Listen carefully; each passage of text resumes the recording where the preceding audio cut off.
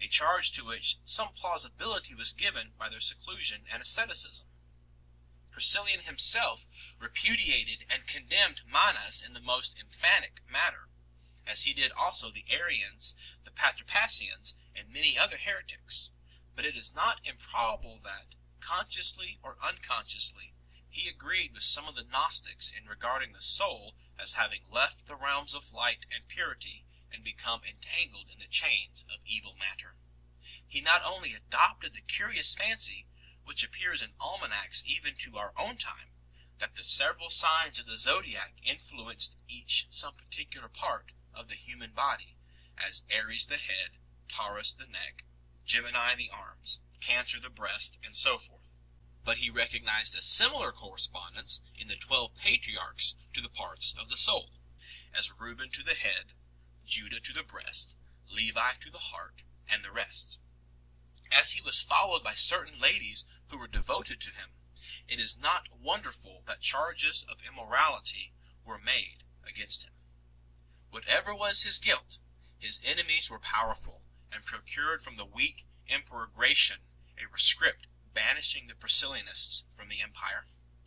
Priscillian then, with the bishops of his party, betook himself to Italy, hoping to convince Damasus of Rome and the great Ambrose, one of the chief advisers of the young emperor, of his innocence.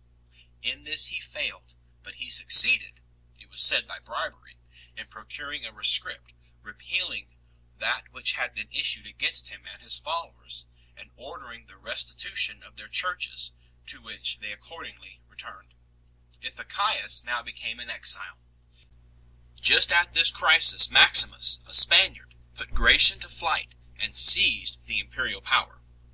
To him Ithacius turned, and induced him to order Instantius and Priscillian to be brought before a synod at Bordeaux. Instantius was deposed from his bishopric, while Priscillian, refusing to admit the authority of the council, appealed to the usurping emperor. He deputed Evodius, a man of harsh and stern character, to hold the trial, at which Ithacius, who had so keen a scent for heresy that he discovered it even in the saintly Martin of Tours, appeared as his accuser. Evodius found the accused guilty of sorcery, and the emperor sentenced him to death, together with some of his followers. Instantius was banished to the Sicily Islands. The remains of those who were put to death were carried to Spain, where the devotees who had before honored Priscillian as a saint now reverenced him as a martyr. The charge on which Priscillian was condemned was fairly within the cognizance of an imperial tribunal, but as everyone knew that he had in fact suffered as a heretic, many of the best men of the time were offended that spiritual error should have been punished by a civil court, and that even to the shedding of blood. Martin of Tours remonstrated in the most energetic manner both with Maximus and with Ithacius, and public feeling was so strong against the latter that he was deposed from his see. Idacius quitted by his voluntary resignation.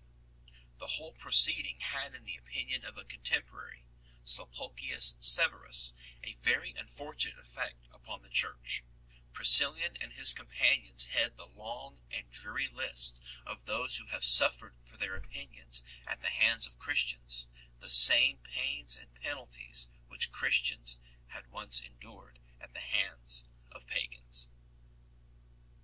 End of Chapter 11, Part 5. Recording by Sean F. Sawyers, O'Fallon, Missouri.